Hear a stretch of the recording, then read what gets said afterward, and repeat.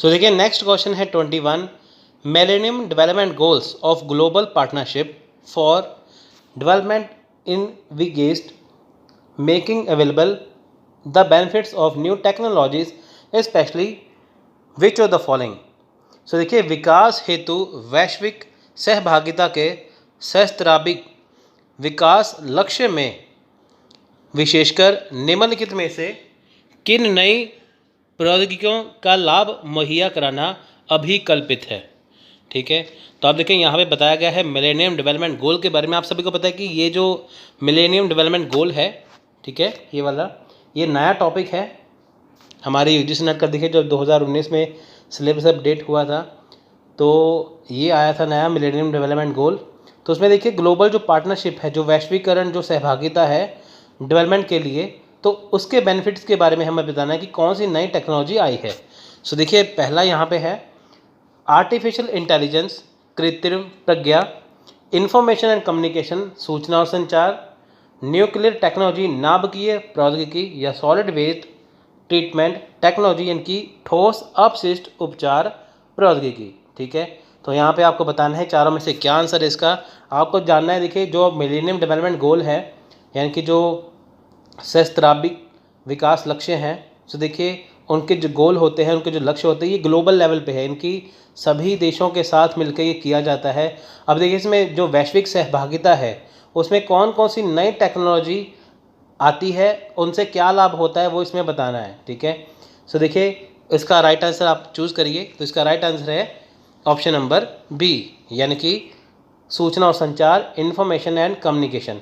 सो देखिए यहाँ पे आप देख लीजिए the millennium development goal of global partnership for development goal number 8 is design to prove benefit of new technology specially information and communication technology ICT। आप देखिए आपको पता है कि मिलेनियम डेवलपमेंट जो गोल है उसके 8 जो पार्ट हैं, उसके 8 लक्ष्य है, उसके 8 गोल हैं।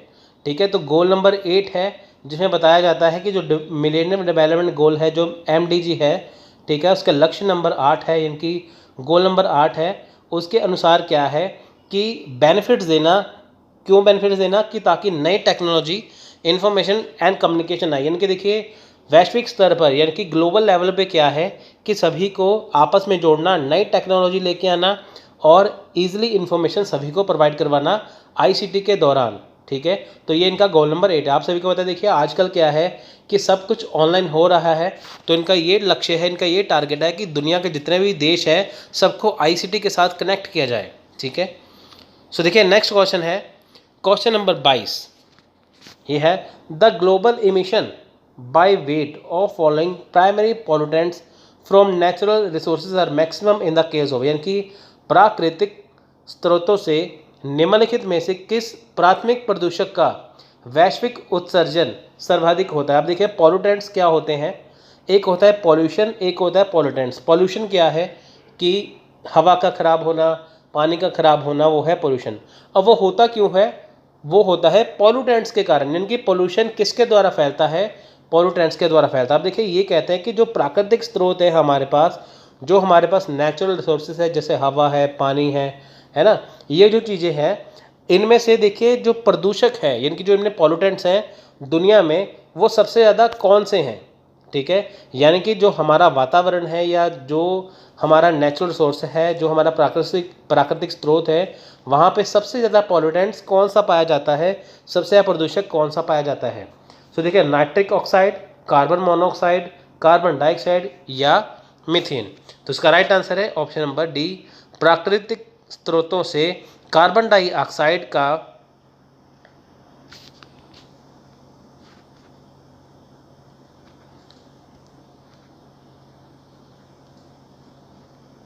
ठीक है, प्राकृतिक स्रोतों से कार्बन डाइऑक्साइड का वैश्विक उत्सर्जन भार की दृष्टि से, देखिए यहाँ पे गलत है, यहाँ पे ऑप्शन नंबर, देखिए कार्बन डाइऑक्साइड है ना यहाँ पे, तो यहाँ पे क्या है, ऑप्शन नंबर सी आएगा, यहाँ पे डी लिखा हुआ है। तो आप इसे यहाँ पे करेक्ट कर लीजिए। देखिए कई बार क्या होता है कि करेक्शन करनी पड़ती है, इसलिए मैं आपको अच्छे से समझा रहा हूँ कि ताकि आप उसे अच्छे से देख लीजिए। ठीक है, देखिए वैश्विक उत्सर्जन कार्बन डाइऑक्साइड का ज़्यादा है। आपको पता है जो कार्बन मोनोऑक्साइड होती है, ठीक है, ये होती है जैसे कोयला जलता है ना, जैसे लकड़ी जलती है, कोयला जलता है, उससे क्या है कार्बन मोनोऑक्साइड गैस निकलती है। ठीक है, तो जैसे देखिए कई बार होता है ना, ये सबसे भारी गैस है। जैसे मान लीजिए सर्दियों के दिनों में अपने घर के अंदर, जैसे कमरे के अंदर कोई होता है ना अंगीठी, जैसे लकड़ी बाल लेते हैं, जला लेते हैं लकड़ी को, है ना, तो कोयला जला लेते हैं कि ताकि गर्माइश रहे। लेकिन इसे निकलने के लिए क्या है, कार्बन मोनोऑक्साइड को निकलने के लिए क्या है, यहाँ पे इनको क्या है कि कोई जगह चाहिए। अगर वो नहीं होगी तो इंसान के शरीर में अंदर चली जाएगी और इससे इंसान मर भी जाता है। ये सबसे भारी गैस होती है जो ऑक्सीजन को दबा देती है। तो खैर ये थी कार्बन मोनोऑक्साइड, लेकिन इसका जो राइट आंसर है वो है सी, कार्बन डाइऑक्साइड। सो देखिए नेक्स्ट है कॉम्प्रीहेंशन। अब देखिए मैंने कॉम्प्रीहेंशन का आपको तरीका बताया था। ठीक है, कॉम्प्रीहेंशन के लिए आप मेरी वीडियो देख सकते हैं। देखिए मैंने सारी ही वीडियो करवाई हैं, आपको मैं डिस्क्रिप्शन में इसका लिंक दे दूंगा। आपको वहाँ पे यूनिट 1 से लेकर 10 तक आपको पूरा पेपर 1 का कंप्लीट वीडियो वहाँ पे मिल जाएगा। आपको टीचिंग, रिसर्च, कॉम्प्रीहेंशन, मैथ्स वगैरह सब कुछ वहाँ पे आपको करवाया गया है। तो अगर आपको डिटेल में करना है आप वहाँ पे जाके कर सकते हैं। जैसे कॉम्प्रीहेंशन, अगर आपको कॉम्प्रीहेंशन का वीडियो करना है, कॉम्प्रीहेंशन समझना है, मैंने वहाँ पे समझाया, वहाँ पे समझिए। कॉम्प्रीहेंशन देखिए हमेशा 2 तरीके से किया जाता है। पहला तरीका है जब आपके पास टाइम ज़्यादा हो, पहले आप पैराग्राफ पढ़िए, फिर उसके बाद क्वेश्चन आंसर को समझिए। दूसरा पॉइंट है कि अगर आपके पास टाइम कम होता है, जैसे 10 मिनट होते हैं, है ना, करने के लिए, या 5 मिनट होते हैं, तो सबसे पहले आप क्वेश्चन आंसर पढ़िए उस केस में, फिर आप पैराग्राफ से क्वेश्चन आंसर को, उसको आंसर को ढूंढिए। 2 तरीके हैं, या पैराग्राफ पहले पढ़िए जब ज़्यादा टाइम हो, जब टाइम कम हो तो सबसे पहले क्वेश्चन को पढ़िए। ठीक है, तो मैंने वहाँ पे देखा क्वेश्चन का ट्रिक भी करवाया था। यहाँ पे मैं पैराग्राफ नहीं पढ़ूंगा, देखिए बहुत लंबा है, इंग्लिश और हिंदी दोनों में है। आपको सीधे ही मैं इसके आंसर बताऊँगा, इसके बाद हम नेक्स्ट क्वेश्चन पे चलेंगे। ये समझने वाले होते हैं, ये वाला पार्ट कॉम्प्रिहेंशन का, मैथ वाला तो आपको वैसे ही मैं आपको यहाँ पे बताऊँगा, तो ईजिली आपको ये समझना होगा। इसको डिटेल में करने के लिए, समझने के लिए वीडियो डिस्क्रिप्शन में दिया है, वहाँ पर आप जाके उसे देख सकते हैं। सो देखिए क्वेश्चन है यहाँ पे, the benefits of e procurement are, यानी कि ई प्रापण के लाभ क्या है। अब देखिए यहाँ पे क्या है, लागत कटौती, कॉस्ट डिडक्शन, क्विक डिलीवरी, शीघ्र स्पुर्दगी, longer time for strategic procurement, यानी कि महत्वपूर्ण खरीद हेतु लंबा समय, या एम्पैथिक परचेज, यानी कि सहानुभूति खरीद। अब आपको बताना है ABCD में से कोई भी आपको चूज़ करना है। आप देख लीजिए यहाँ पे क्या चूज़ करना है आपको यहाँ पे। ठीक है, तो इसका राइट आंसर देखिए ऑप्शन नंबर बी, यानी कि लागत कटौती और शीघ्र स्पुर्दगी, यानी कि कॉस्ट रिडक्शन या प्रॉम्प्ट डिलीवरी। तो ये इसके आंसर हैं। तो आपको इसका आंसर देखिए सबसे पहले यहाँ पे आपको मिल जाएगा। ठीक है, यहाँ पे आप इसका आंसर देखिए, यहाँ पे देख सकते हैं आप, इसमें से आंसर इसका ढूंढ सकते हैं, आपको आसानी से यहाँ पे इसका आंसर जो है वो मिल जाएगा। ठीक है, आप वीडियो को पॉज करके यहाँ पे देखिए कर सकते हैं, पहला पैराग्राफ पढ़ सकते हैं, स्क्रीनशॉट लेके कर सकते हैं। ठीक है, फिर आप उसका ढूंढ सकते हैं। सो देखिए नेक्स्ट है, the focus of passage is on, यानी कि जो पैसेज का है, यानी कि अनुच्छेद में किस बात पर बल दिया गया है। तो इसका right answer option number C, यानी कि ई प्रापण की प्रमुख विशेषताओं पर, यानी कि ई प्रोक्योरमेंट पर। अब देखें यहाँ पे सबसे पहले देखें, यहाँ पे भी क्वेश्चन में ई प्रोक्योरमेंट दिया है, पैराग्राफ में भी ई प्रोक्योरमेंट दिया होगा। ठीक है, उस पर देखिए यहाँ पे भी इसका ही उन्होंने पूछा है। ठीक है, नेक्स्ट है व्हाट कैन बी। देखिए डायरेक्ट आप इसके आंसर देख सकते हैं, क्योंकि देखिए आपको पैराग्राफ पढ़ना है तभी आप इसका करेंगे। नेक्स्ट क्वेश्चन है, what can be strategic issue as a result of less paper work, यानी कि कम कागजी कार्रवाई के परिणाम के रूप में कौन सा महत्वपूर्ण मुद्दा हो सकता है। तो उसका right answer option number B, यानी कि developing new products can be important issue as a result of a less paper work, यानी कि कम कागजी कार्रवाई के परिणाम के रूप में नए उत्पाद विकसित करना एक महत्वपूर्ण मुद्दा हो सकता है। देखिए जब कोई भी कागजी कार्रवाई होती है ना, जैसे मान लीजिए आपके पास गाड़ी है, ठीक है, वहाँ पे देखिए जब गाड़ी है उसके आपके पास रजिस्ट्रेशन सर्टिफिकेट होगा, जिसके ऊपर आपका गाड़ी का number, chassis number, engine number, सब कुछ आपका वहाँ पे होता है। जब आप गाड़ी खरीदने जाते हैं आपको फॉर्म नंबर 22 अगर आप देखेंगे तो वहाँ पे क्या है कि वहाँ पे आपको सब कुछ उसमें दिया जाता है, दिखाया जाता है उसके अंदर। ठीक है, जिसमें इंजन, चैसी सब कुछ उसके अंदर होता है। आपका इंश्योरेंस है, आपका पोल्यूशन है, और बहुत सारी चीज़ें होती हैं। अब देखिए मान लीजिए कि अगर कम पेपर वर्क करें, ठीक है, मान लीजिए वो इंश्योरेंस छोड़ दे, आरसी छोड़ दे, है ना, ये छोड़ दे चीज़ें, तो महत्वपूर्ण मुद्दा हो सकता है नए उत्पाद विकसित करने के लिए। सो अगर आप ये पढ़ेंगे तो आपको इसमें दिख जाएगा। सो नेक्स्ट है, what is the current strategy of a business to business manager, यानी कि वाणिज्य से वाणिज्य की सोच रखने वाले प्रबंधकों की वर्तमान रणनीति क्या है। तो इसका राइट आंसर देखिए ऑप्शन नंबर सी। आपको देखिए आंसर मैं इसके साथ साथ इसलिए बता रहा हूँ कि देखिए समझने वाली चीज़ें हैं, है ना, समझने वाली चीज़ें हैं। अगर आप पैराग्राफ पढ़ेंगे तो आपको ये आसानी से आ जाएगा। अगर मैं पैराग्राफ पढ़ूंगा तो वीडियो बहुत ज़्यादा लंबा हो जाएगा। सो इसका right answer option number C. ठीक है, नेक्स्ट क्वेश्चन है, what can be the issue, main issue of the e procurement vis power of internet. ठीक है, यानी कि वाया पावर में पावर ऑफ इंटरनेट का कर सकते हैं। इंटरनेट की ताकत के संदर्भ में ई प्रापण का मुख्य मुद्दा क्या हो सकता है। तो इसका राइट आंसर है ऑप्शन नंबर बी, यानी कि इंटरनेट की ताकत में ई प्रबंधन का मुख्य मुद्दा उत्पादों की प्रतिस्पर्धात्मक आपूर्ति हो सकती है। ठीक है, कॉम्पिटिटिव सप्लाई ऑफ प्रोडक्ट्स हो सकता है। तो यहाँ पे क्वेश्चन ख़त्म होते हैं उसके। अब हम नेक्स्ट क्वेश्चन करेंगे 28 से। अब देखिए यहाँ पे क्वेश्चन क्या है, देखिए जब भी आपके पास है मैथ रीजनिंग है, जब भी आप देखिए रीजनिंग का क्वेश्चन है, बच्चे डर जाते हैं मैथ से, बच्चे डर जाते हैं रीजनिंग से। मैंने आपको बताया था कि अगर आपको मैथ करना है तो उसमें कोई रॉकेट साइंस नहीं है। आप देखिए अपने 10वीं तक भी 10 तक मैथ किया है। अब देखिए होता क्या है, बच्चे कहते हैं हमें डीआई नहीं आता, बच्चे कहते हैं हमें मैथ नहीं आता, वो डर जाते हैं। देखिए एसएससी बैंकिंग वगैरह होती है, वहाँ पे बहुत टफ एग्ज़ाम आते हैं, टफ होते हैं क्वेश्चन रीजनिंग के मैथ के, लेकिन यूजीसी नेट में बेसिक क्वेश्चन पूछे जाते हैं। आपको बेसिक आना चाहिए, आपको बैंकिंग के सवाल सॉल्व नहीं करने, आपको सिर्फ बेसिक क्वेश्चन सॉल्व करने हैं। अगर आपको देखिए मैथ करना है तो परसेंटेज, एवरेज और रेशो, आपको 3 चैप्टर करने हैं। परसेंटेज, एवरेज, रेशो, इनकी प्रतिशत, औसत और अनुपात, आपको 3 चैप्टर करने हैं। मैं गारंटी से कहता हूँ आपका मैथ भी कवर हो जाएगा पूरा। उसके बाद आपका डाटा इंटरप्रिटेशन भी आपका इसी में ही कवर हो जाएगा। आपको डाटा इंटरप्रिटेशन अलग से करने की ज़रूरत नहीं पड़ेगी। ठीक है, तो परसेंटेज, एवरेज, रेशो करिए, यानी कि प्रतिशत, औसत और अनुपात करिए, आपका मैथ यहाँ पे ईजिली कवर हो जाएगा, क्योंकि इन्हीं चीज़ों के सवाल ही हर क्वेश्चन में आते हैं। ये बेस है मैथ का।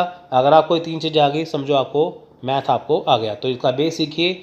आप डीआई के क्वेश्चन लगाइए, वो भी लगेंगे, मैथ के क्वेश्चन लगाइए, वो भी लगेंगे। खैर ये थी मैथ की बात, लेकिन ये जो क्वेश्चन है ये है रीजनिंग का। आप देखिए ये क्वेश्चन है डायरेक्शन साइंस का। ठीक है, डायरेक्शन साइंस का क्वेश्चन है, सबसे इजी क्वेश्चन है। पेपर में हमेशा डायरेक्शन साइंस के क्वेश्चन आते हैं। ठीक है, ब्लड रिलेशन के क्वेश्चन आते हैं, कोडिंग डिकोडिंग के क्वेश्चन आते हैं, नंबर सीरीज के क्वेश्चन आते हैं।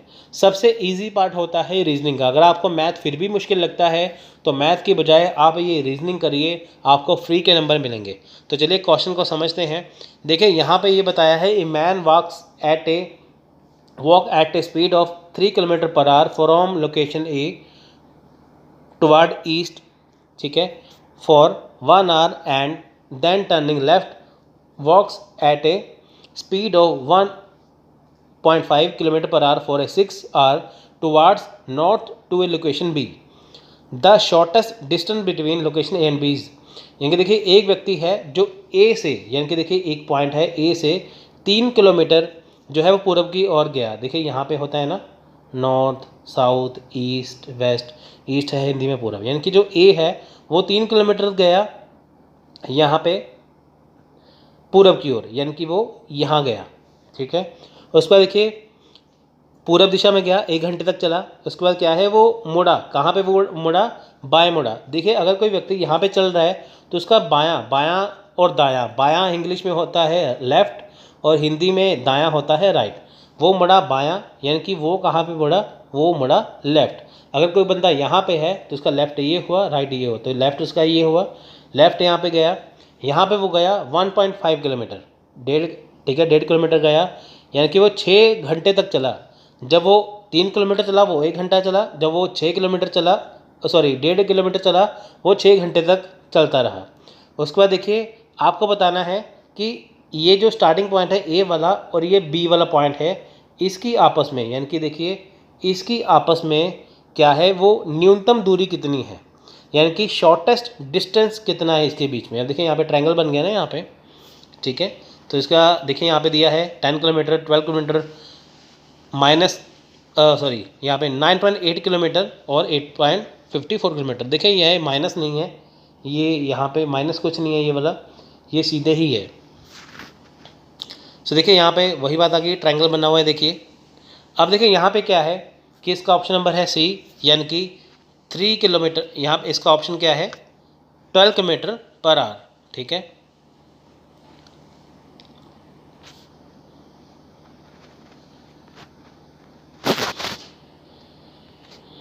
एक मिनट।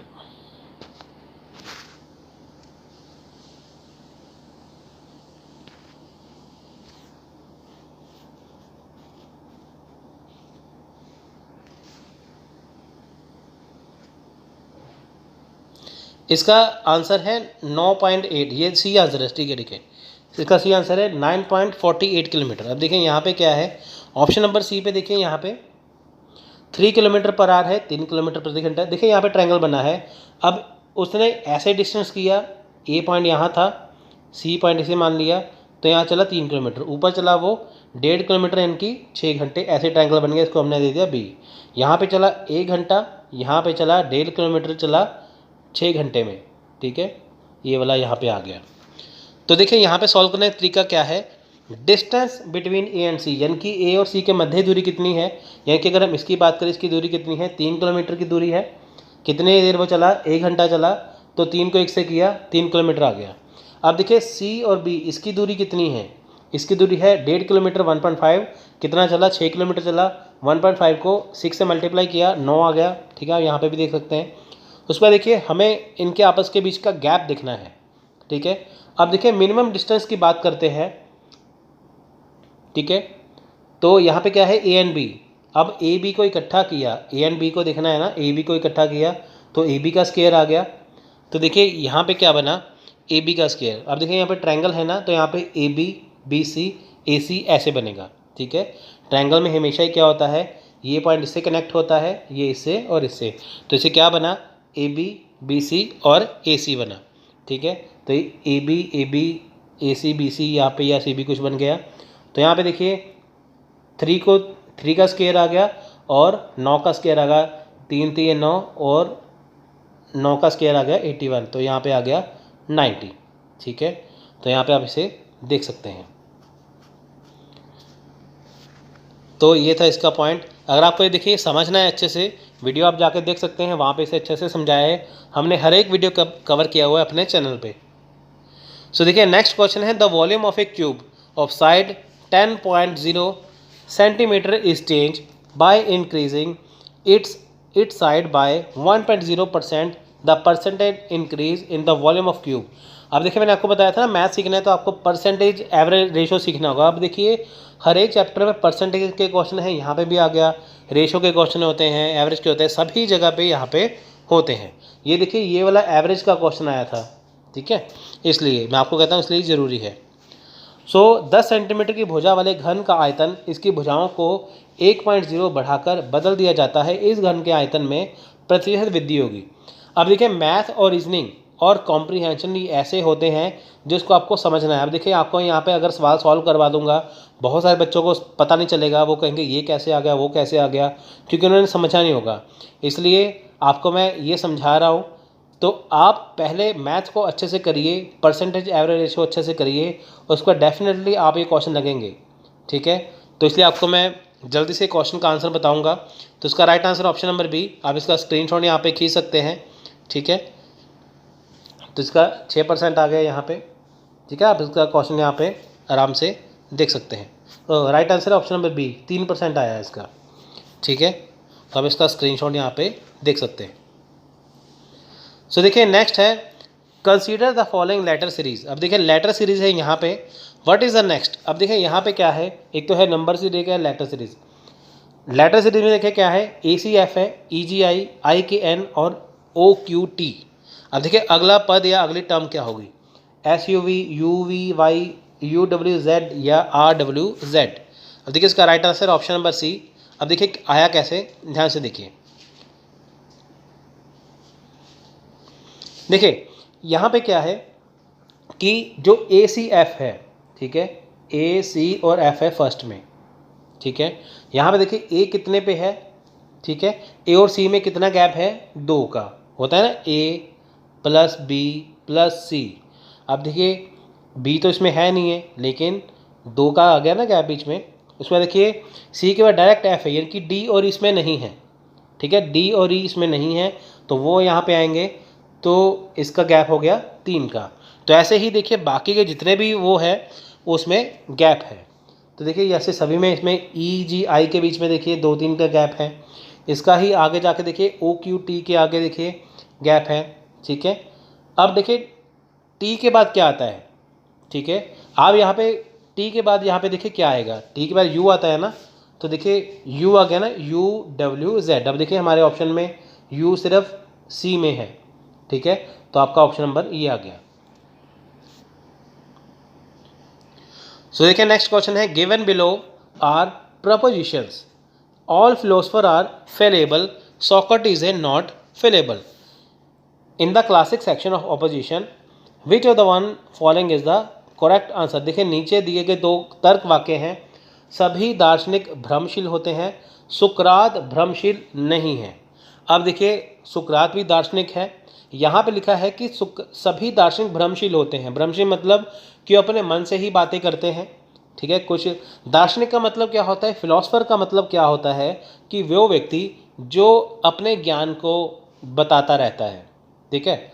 भ्रमशील का मतलब है कि उनकी बातें साइंटिफिक प्रूफ नहीं होती। साइंटिफिक प्रूफ वो चीज़ें होती हैं जिसको जांचा परखा जाता है, ठीक है। फिलोसफर क्या है, उनकी बातें सही भी हो सकती हैं, गलत भी हो सकती हैं। तो सुकरात क्या है, देखिए सुकरात है, प्लेटो है, एरिस्टोटल है, ठीक है। वो यहाँ पे क्या है, वो भी दार्शनिक है। यहाँ पे बोला है कि सभी दार्शनिक भ्रमशील होते हैं, लेकिन सुकरात भ्रमशील नहीं है। या तो देखिए सुकरात दार्शनिक नहीं है, अगर दार्शनिक है तो भ्रमशील नहीं है, भ्रमशील है, ठीक है। तो देखिए क्या है, ये है विरोधाभासी, कॉन्ट्राडिक्टरी, कॉन्ट्रेडी, विरोधी, सुबल्ट्रेशन, उपराश्रित या सब कंट्री उपविरोधी। तो इसका राइट आंसर क्या है, देखिए इसका राइट आंसर है ऑप्शन नंबर ए, विरोधाभासी, कॉन्ट्राडिक्टी, ठीक है। आप देखें यहाँ पे देख सकते हैं कि व्याघात या विरोधाभासी पद यानी कि कॉन्फ्लिक्ट या contradictory term indicate the relation between the preamble in which the subject और ऑब्जेक्ट इज द सेम। अब देखें यहाँ पे क्या है, सब्जेक्ट ऑब्जेक्ट यहाँ पे सेम होते हैं, वो क्या होता है, कॉन्ट्राडिक्टरीज। देखिए यहाँ पे सब्जेक्ट ऑब्जेक्ट क्या है, यहाँ पे मैंने आपको वो बताया ना, देखिए कि यहाँ पे दार्शनिक सभी दार्शनिक बोला है, यहाँ पे सुकरात बोला है। सुकरात भी क्या है, आपस में क्या है, दार्शनिक है, तो वो क्या है, वो कॉन्ट्राडिक्टरी हो गया ना उनका। देखिए सब्जेक्ट और ऑब्जेक्ट दोनों क्या है, यहाँ पे देखिए ऑब्जेक्ट यहाँ पे और सब्जेक्ट, ठीक है, वो यहाँ पे क्या है, दोनों सेम हो गए। तो यहाँ पे क्या है, आपस में उनका विरोध हो गया ना। कुछ कहेंगे देखिए दार्शनिक तो सुकरात भी है, लेकिन वो भ्रमशील क्यों नहीं है, अगर वो भ्रमशील नहीं है तो सभी दार्शनिक भ्रमशील कैसे हैं, है ना, वो चीज़ें। तो यहाँ पे क्या होता है, यहाँ पे आएगा कॉन्ट्राडिक्टरी, ठीक है। सो नेक्स्ट क्वेश्चन है, given below is a proposition. तो देखिए फिर से वही है, Mahatma Gandhi is called a father of nation, what kind of classical categorical proposition is the. Mahatma Gandhi को राष्ट्रपिता कहा जाता है, यह निम्नलिखित में से किस प्रकार का क्लास की निरपेक्ष तर्क वाक्य है। देखिए point number A, particular affirmative, विशिष्ट विध्यात्मक, option number B universal affirmative, option number C both 1 और 2 या 1 और 2, ऑप्शन नंबर डी नाइदर 1 और 2 इनमें से कोई नहीं, ठीक है। ऑप्शन नंबर बी यहाँ पे है सार्वभौम विध्यात्मक, ठीक है, विशिष्ट या कुछ भी आपको चूज़ करना है। ऑप्शन नंबर बी है सार्वभौम विध्यात्मक यानी कि यूनिवर्सल अफर्मेटिव। अब देखें महात्मा गांधी को फादर ऑफ नेशन तो कहा जाता है, ये क्या है, ये यूनिवर्सल पॉजिटिव एब्सोल्यूट आर्गूमेंट है। यूनिवर्सल का मतलब होता है कि जो पूरे दुनिया में, पूरे विश्व में बताया जाए, ठीक है, सभी को बताया कि महात्मा गांधी क्या है, महात्मा गांधी कौन है, वो है फादर ऑफ नेशन, किन के, इंडिया के, ठीक है। महात्मा गांधी को फादर ऑफ नेशन कहा जाता है, ये सभी को पता है, इसलिए क्या है, ये सार्वभौम विध्यात्मक है, यानी कि पूरी दुनिया में सबको पता है। नेक्स्ट क्वेश्चन है, what is the nature of logical argument, यानी कि देखिए तर्क संगत युक्ति का प्रवृत्ति क्या होती है, ठीक है, तर्क संगत युक्ति की प्रवृत्ति क्या है, नेचर ऑफ लॉजिकल आर्गुमेंट क्या होता है। अब देखिए जस्टिफाइड और अनजस्टिफाइड यानी कि न्यायोचित और गैर न्यायोचित, वैलिड और इनवैलिड यानी कि वैध या अवैध, ट्रू और फॉल्स सही या गलत, या वेरीफेबल और नॉट वेरीफेबल, सत्यापनीय या असत्यापनीय। ठीक है, तो इसका राइट आंसर है ऑप्शन नंबर बी। तर्क संगत युक्ति की प्रवृत्ति या तो वैध होती है या अवैध होती है, यानी कि या तो वैलिड होगी या तो इनवैलिड होगी। अब देखिए लॉजिक क्या है, इसको समझिए। देखिए लॉजिक आर्गूमेंट का मतलब क्या है, लॉजिक क्या है। देखिए आपने लॉजिक देखिए हमेशा सही भी हो सकता है, गलत भी हो सकता है, वो होता है वैध भी हो सकता है, अवैध भी हो सकता है। फॉर एग्जांपल देखिए, मान लीजिए आपने बाहर देखा, आसमान की तरफ देखा, स्काई की तरफ देखा, वहाँ पे मौसम ख़राब हो गया। अब किसी ने देखें यहाँ पे लॉजिक दिया, जब भी मौसम ख़राब होता है, तेज़ हवाएं चलती हैं, उसके बाद बारिश होती है। लेकिन हुआ क्या, मौसम ख़राब हो गया, हवाएं चली, लेकिन बारिश नहीं हुई। अगर बारिश हो जाती तो आपका जो लॉजिक था वो होता वैलिड, यानी कि वो होता वैध। लेकिन बारिश अगर नहीं होती तो आपका लॉजिक हो गया अवैध, यानी कि वो हो गया इनवैलिड। तो इसलिए क्या है, लॉजिक वो चीज़ होती है जो सही भी हो सकती है, वो गलत भी हो सकती है। ठीक है, कुछ बच्चे कहते हैं कि एग्ज़ाम में जाते हैं, वहाँ पे सारे डी ऑप्शन करेक्ट कर दो, आपका कोई सही हो जाएगा। तो वो कोई लॉजिक नहीं है, किसी का तुक्का चल गया तो वो सही हो जाएगा, किसी का नहीं चला वो खराब हो जाएगा। तो वो होता है लॉजिक। तो तर्क संगत क्या है कि आपने तर्क दिया, वो सही भी हो सकता है, वो गलत भी हो सकता है। ठीक है, वो चीज़। तो देखिए नेक्स्ट क्वेश्चन है। ठीक है, यहाँ पे क्या है, देखिए डाटा इंटरप्रिटेशन का क्वेश्चन यहाँ पे आ गया। देखिए ये भी समझने वाला ही है सब कुछ। मैं आपको फिर से बताता हूँ, math, reasoning, data interpretation, comprehension, ये सारे समझने वाला है।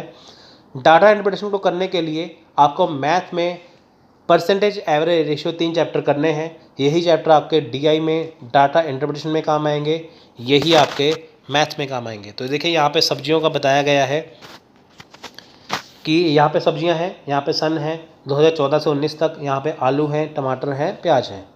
तो यहाँ पे इनका रेशो बताया गया है। ठीक है, तो आप इसे पढ़ सकते हैं कि सब्जियों की मात्रा टन में है और वर्षवार क्या है, आंकड़ा है। इनकी टन में क्या है, सब्जियाँ हैं, और साथ में क्या है, ईयर वाइज यहाँ पे दिया है। सो देखिए, in which year is the production of tomato is the least. किस वर्ष टमाटर का उत्पादन सबसे कम हुआ। अब देखिए यहाँ पे सन दिया है, यहाँ पे पूछा है टमाटर के बारे में। अब देखिए सबसे कम किस वर्ष हुआ है, आप देखिए यहाँ पे दिया है 2016, यहाँ पे क्या है 40। ठीक है, तो देखिए यहाँ पे आपको सिलेक्ट करना है ABCD में। ठीक है, तो इसका राइट आंसर देखिए ऑप्शन नंबर सी 2016। देखिए ये तो क्वेश्चन देखते ही बनता है, कितना आसान सवाल है। टमाटर देखिए कम उत्पादन कब हुआ, तो देखिए आप देख सकते हैं यहाँ पे 2016 का आप देख सकते हैं।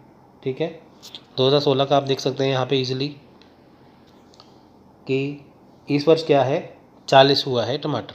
ठीक है, 40 टन, तो 2016 यहाँ पे है। तो देखिए what is the gross production of vegetables in the year 2018। 2018 में सब्जियों का सकल उत्पादन कितना है, 1275, 1275, 1270, 1260, 1280। इसका राइट आंसर है ऑप्शन नंबर बी। ठीक है, आपको देखिए सभी को प्लस करना है। 2018 का यहाँ पे पूछा है ना, तो यह है 2018 का। ठीक है, यह है 2018 का, आपको यहाँ पे देखना है। ठीक है, ऑप्शन नंबर बी इसका आंसर है। अगर आप देखिए 2018 के सभी को कर देंगे, ठीक है, 2018 के आप सभी को अगर कर देंगे यहाँ पे, जैसे 700 प्लस 70 प्लस 500, तो ये बन के 1270। यही इसका यहाँ पे पूछा है। सो देखिए, in which year the productivity of vegetable is in which the maximum. किस वर्ष में सब्जी का उत्पादक सबसे अधिक है। ठीक है, सब्जी की उत्पादकता सर्वाधिक किसमें है। आप देखिए फिर से यहाँ पे देखिए, किस वर्ष में सब्जी की उत्पादकता सबसे अधिक है। देखिए यहाँ पे आलू, प्याज, टमाटर है, आप देखिए देख सकते हैं यहाँ पे। देखिए यहाँ पे सबसे ज़्यादा तो यहाँ पे 2019 में आलू दिख रहे हैं 800 टन यहाँ पे है। ठीक है, तो देखिए यहाँ पे ये है। ठीक है, ऑप्शन नंबर ए है इसका आंसर 2019। ठीक है,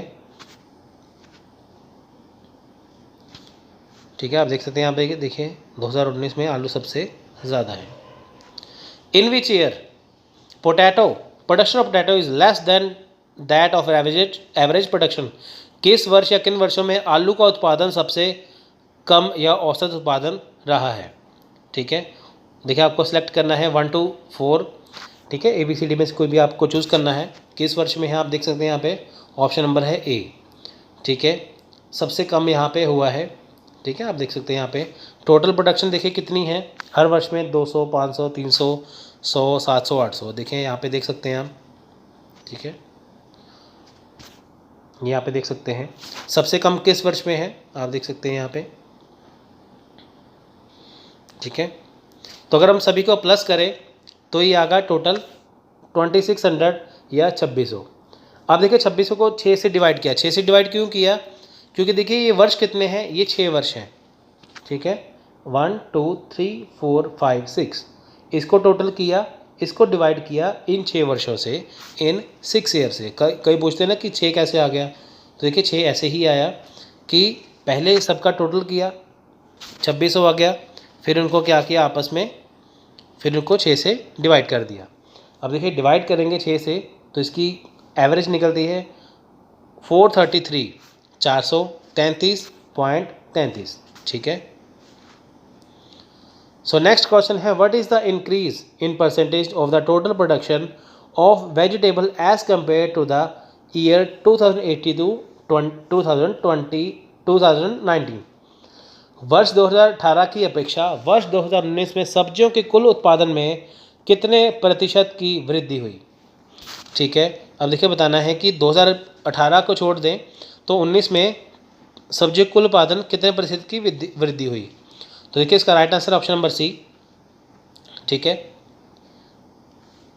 17.2%, 17.2%। यहाँ पे देखिए टोटल प्रोडक्शन कितनी है 2018 की वो देख लेनी है, उसके बाद देखिए 2019 की देख लेनी है।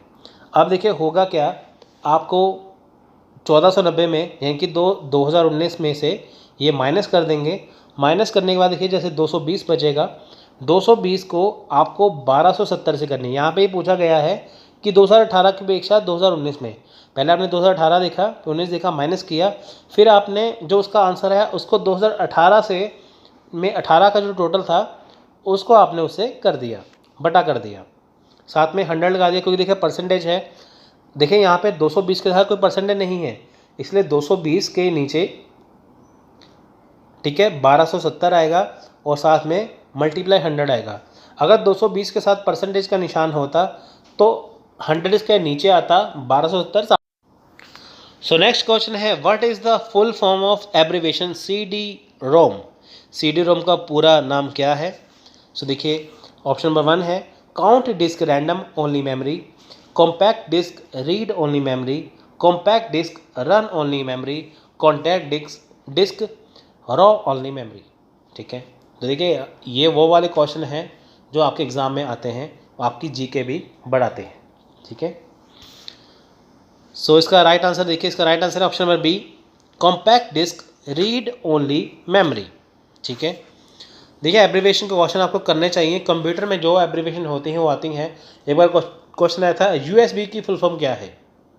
ठीक है, तो ऐसे ही क्वेश्चन एग्जाम में आते हैं।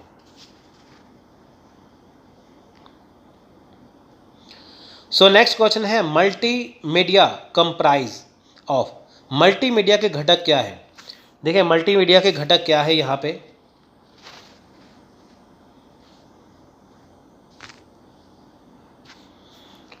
Text and audio, video and audio, text video and audio, या वीडियो ओनली। तो मल्टीमीडिया के घटक क्या है? देखिए इसको ऑप्शन है ऑप्शन नंबर सी, यानी कि टेक्स्ट, ऑडियो और वीडियो। देखिए मल्टीमीडिया में सभी चीज़ें आती हैं, टेक्स्ट भी आता है, वीडियो भी आता है, ऑडियो भी आता है।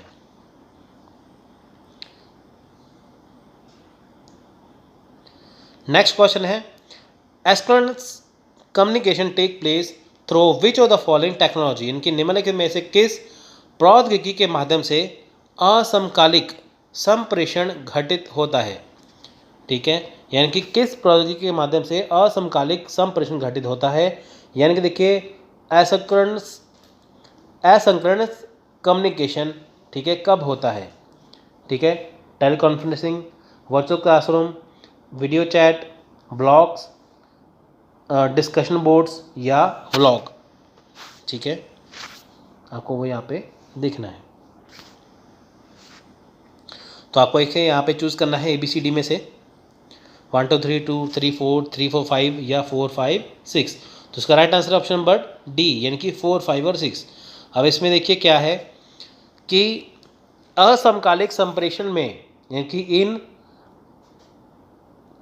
asynchronous communication, the message is sent without anticipation of a quick response. Communication occurs with the help of technology such as blog, discussion board, blog.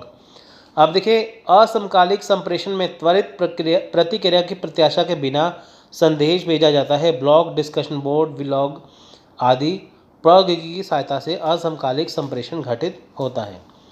देखिए यहाँ पे क्या होता है कि जब भी आप कैसे कम्युनिकेशन करते हैं, है ना, तो वो डिस्कशन बोर्ड के द्वारा करते हैं या व्लॉग बनाते हैं, तो कुछ लिख देते हैं, तो वो कम्युनिकेशन ये कहलाता है।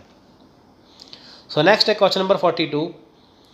Given below are 2 statement. अब देखिए 2 स्टेटमेंट दिए हैं, एक असर्शन एक है रीजन।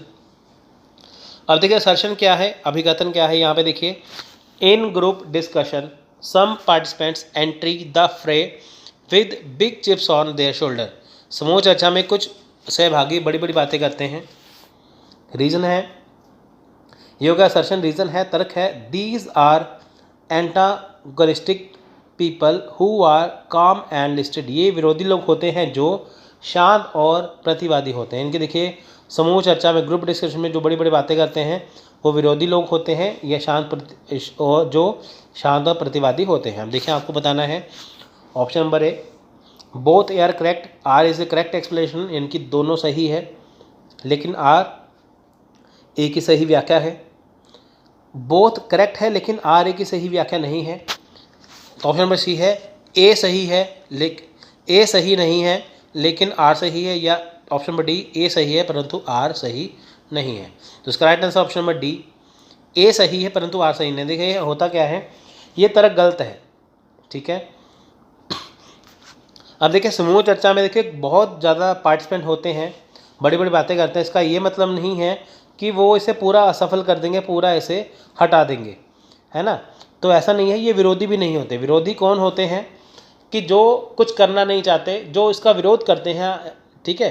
देखिए वो आपस में अगर कोई ग्रुप डिस्कशन करते हैं, लेकिन अगर कोई बहुत बड़ी बातें कर रहे हैं, इसका मतलब ये नहीं है कि वो उसका विरोध कर रहे हैं, ठीक है। तो इसका ए जो सही नहीं है, यानी कि जो ए सही है आर सही नहीं है, आपस में फिट ये नहीं बैठता। नेक्स्ट क्वेश्चन है, from the following list of methods of teaching used in institution of higher learning identify those which are learner centred. उच्च शिक्षण संस्थाओं में प्रयोग में लाई जाने वाली अध्यापक विधियों की निम्नलिखित सूची में से उन विधियों की पहचान करें जो अधिगमकर्ता केंद्रित होती हैं। इनकी देखिए यहाँ पे जो अध्यापक सूची है ना, यानी कि देखिए उच्च शिक्षण संस्थान में जो हायर एजुकेशन इंस्टीट्यूशन है, वहाँ पे जैसे देखिए जो टीचर पढ़ाते हैं, है ना, हायर एजुकेशन सिस्टम इंस्टीट्यूशन में जैसे कॉलेज है, यूनिवर्सिटी है, वहाँ पे जो टीचर पढ़ाते हैं, ठीक है, जो वो होती है लर्नर सेंटर्ड थ्योरी होती है। लर्नर सेंटर्ड थ्योरी मतलब देखिए 2 तरह की होती है थ्योरी, क्या होती है, टीचर सेंटर्ड, एक होती है लर्नर सेंटर्ड। टीचर सेंटर्ड में क्या है, आपको टीचर के मेथड के हिसाब से चलना पड़ता है, टीचर ने जो बोल दिया आपको वो करना पड़ता है। लेकिन लर्नर सेंटर्ड क्या है कि टीचर को बच्चों को समझ के करना है। अब देखिए गवर्नमेंट ने जो सिलेबस डिसाइड किया होता है नर्सरी क्लास से लेके यूनिवर्सिटी तक का, उसमें बच्चों के दिमाग के हिसाब से सिखाया होता है। अब देखिए जो चीज़ें आपके लिए ज़रूरी नहीं हैं वो उठा दी जाती हैं, जो ज़रूरी होती है वो लगा दी जाती हैं। तो हमेशा ही टीचर बच्चों को समझते हैं। देखिए जब भी क्लास में मैथ्स होता है ना, तो बच्चों को मैथ्स में दिक्कत आती है, तो टीचर ऐसे पढ़ाते हैं ट्रिक्स के साथ कि बच्चों को वो चीज़ आसान लगे, ठीक है। तो हायर इंस्टीट्यूशन में क्या है, स्कूल कॉलेज यूनिवर्सिटी में क्या है, जब टीचर बच्चों को पढ़ाते हैं वो होती है लर्नर सेंटर थ्योरी, यानी कि वो बच्चों का दिमाग समझ के उनको पढ़ाते हैं कि ताकि बच्चों को आसानी हो। तो हमें उनमें से क्या है, उनकी विधियों को सिलेक्ट करना है कि इनमें से लर्नर सेंटर्ड या अधिगमकर्ता की जो विधियां हैं वो कौन सी हैं। देखिए प्रोजेक्ट वर्क, परियोजना कार्य, चॉक एंड टॉक, यानी कि चॉक एंड टॉक है, लेक्चरिंग विद ऑडियो विजुअल, दृश्य श्रव्य माध्यम के साथ व्याख्यान देना, या कंप्यूटर एडेड टीचिंग, कंप्यूटर की सहायता शिक्षण, या सिमुलेशन एंड रोल प्लेइंग या अनुरूपण भूमिका निर्वाह। आपको सिलेक्ट करना है कि लर्नर सेंटर्ड क्या है। अगर देखिए आपने अच्छे से पढ़ा होगा, अगर आपने ये टीचिंग एप्टीट्यूड अच्छे से पढ़ा होगा तो आपको ये आसानी से समझ में आएगा। ठीक है, ये टीचिंग एप्टीट्यूड का क्वेश्चन है, तो आपको ये समझना है। ये ऑलरेडी मैंने बहुत बार करवाया है। तो देखिए आपको ऑप्शन नंबर ABCD में से कोई सिलेक्ट करना है। इसका आंसर है ऑप्शन नंबर B, यानी कि केवल 4 और 5। यानी देखिए learning centring learning methods have been developed keeping in the mind the needs of students. Some learning centric learning method as follow। अब देखिए लर्निंग सेंटर मेथड कौन से हैं? असाइन वर्क, प्रोग्राम इंस्ट्रक्शन, ठीक है, computer aided education, free learning और customizing and role playing method. अब देखिए अभी हस्तांकित कार्य यानी कि असाइन वर्क क्या है? ये अभिसंधित कार्य। प्रोग्राम इंस्ट्रक्शन क्या है? क्रमानिदेशित निर्देश। कंप्यूटर एडेड एजुकेशन, कंप्यूटर की सहायता शिक्षा जो आजकल होती है।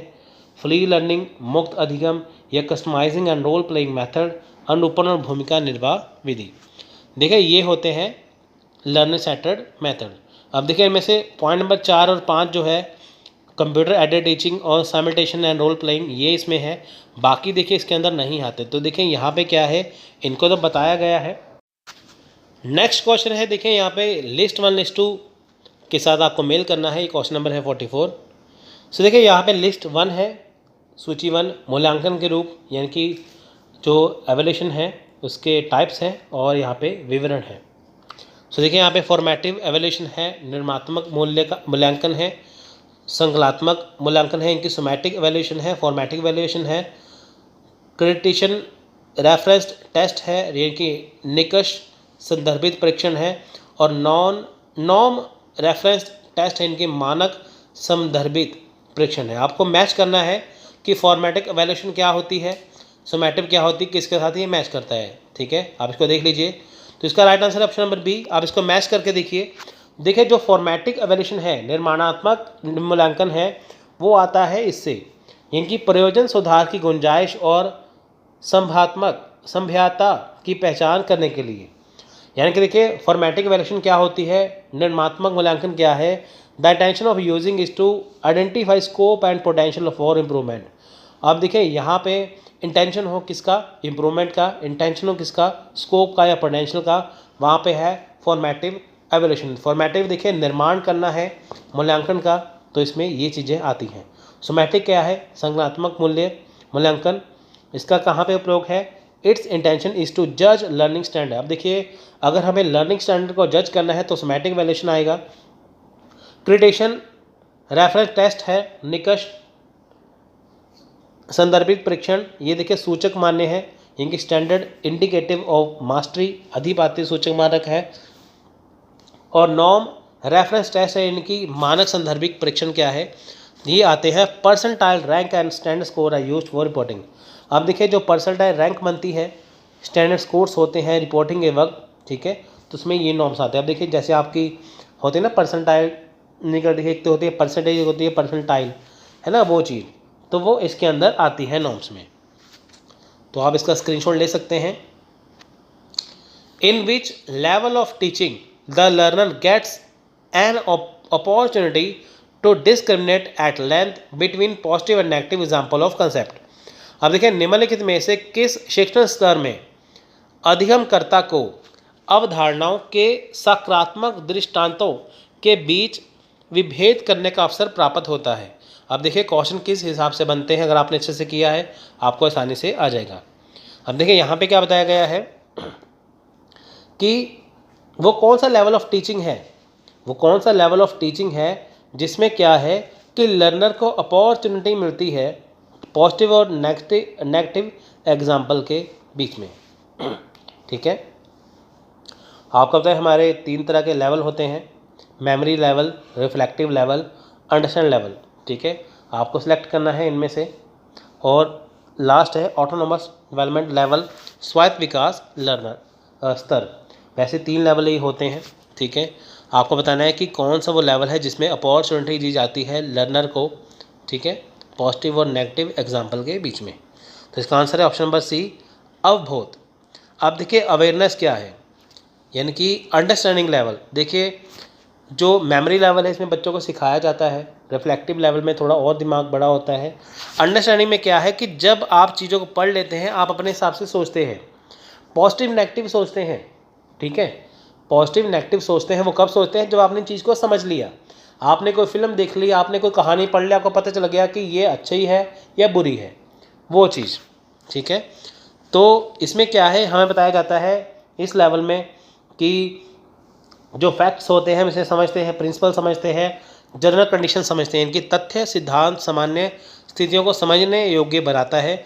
इससे हमें पता चलता है कि ये पॉजिटिव है या नेगेटिव है।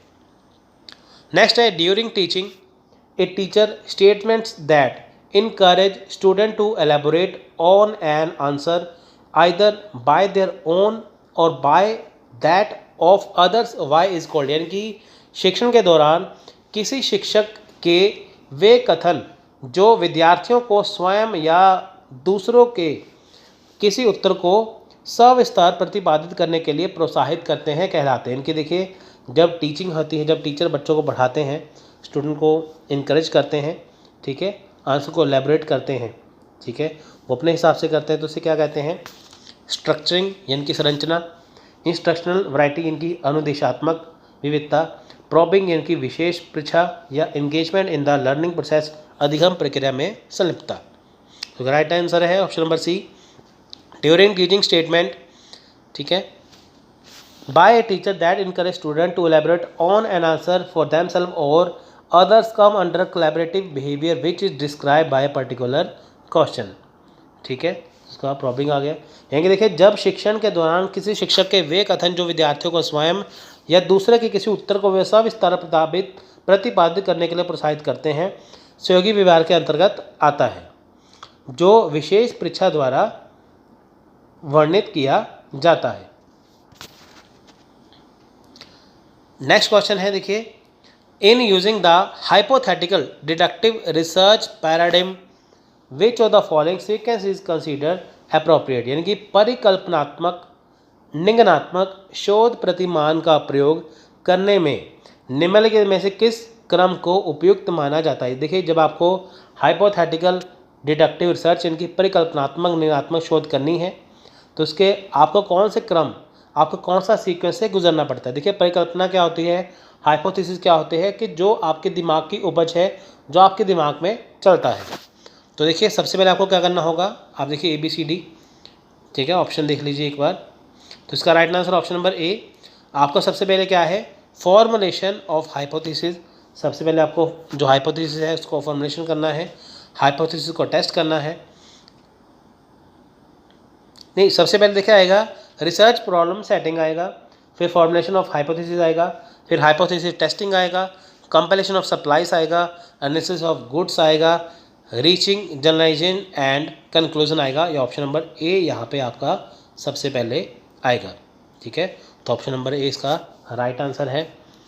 तो आप हिंदी में भी यहाँ पे देख लीजिए, शोध समस्या निर्धारित करना, पहले शोध समस्या देखी जाएगी, ठीक है, उसके बाद परिकल्पना का निर्माण होगा कि उसे दूर कैसे किया जाए समस्या को, परिकल्पना परीक्षण, परिकल्पना का परीक्षण करना है कि क्या जो हमने सोचा है वो सही है, पद्धतियों का संकलन, पद्धतियों का यहाँ पे देखिए विश्लेषण है यहाँ पे, ठीक है, और सामान्यीकरण पर पहुँचना और निष्कर्ष। सबसे एंड में क्या है, निष्कर्ष, हमेशा निष्कर्ष सबसे एंड में होता है, ठीक है। देखिए यहाँ पे सबसे एंड में निष्कर्ष है सब में।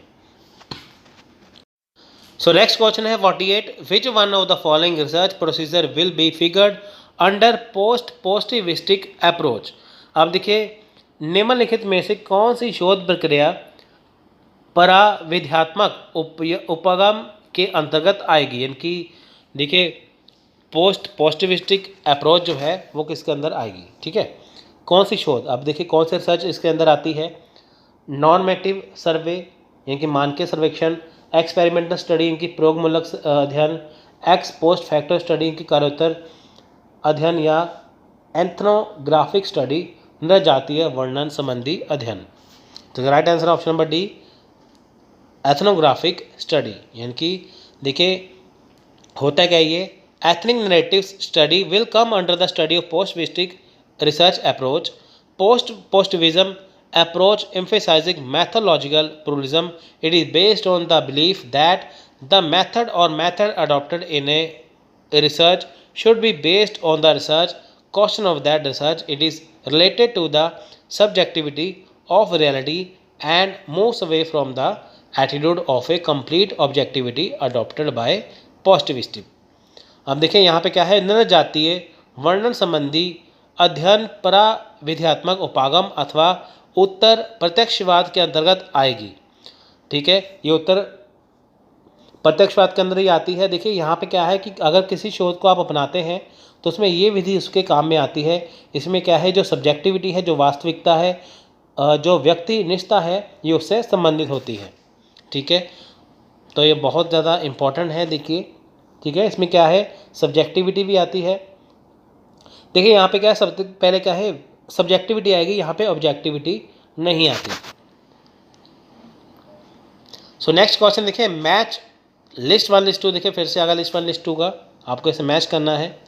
ठीक है, तो यहाँ पे है फिजिकल, शारीरिक, साइकोलॉजिकल, मनोवैज्ञानिक, लैंग्वेज है भाषा संबंधी, और कल्चरल है सांस्कृतिक. आपको इनमें से देखिए सिलेक्ट करना है. आपको इनमें से ऑप्शन नंबर ABCD दिया है, तो इसका राइट आंसर है ऑप्शन नंबर A. ठीक है, तो आप देख सकते हैं जो फिजिकल है, शारीरिक, वो किससे है, इन ऑडिबल वॉइस से. देखिए अगर हमारे शरीर को कोई प्रॉब्लम होगी तो हमें इससे ही होगा, अश्रव्य आवाज़, इन ऑडिबल वॉइस होगा. मनोवैज्ञानिक क्या है, ये प्री डिस्पोज्ड नोशन है. लैंग्वेज क्या है, भाषा संबंधी है. ठीक है, जो लैंग्वेज भाषा संबंधी है वो अंडरस्टैंडिंग से है. तो कल्चरल जो सांस्कृतिक है वो है रूढ़िबद्ध धारणाएं, स्टीरियोटाइप्स. तो ये तो बहुत सिंपल सा क्वेश्चन आप देख सकते हैं यहाँ पे. सो लास्ट क्वेश्चन है देखिए, when communication for educational purpose take place the sequence of elements is.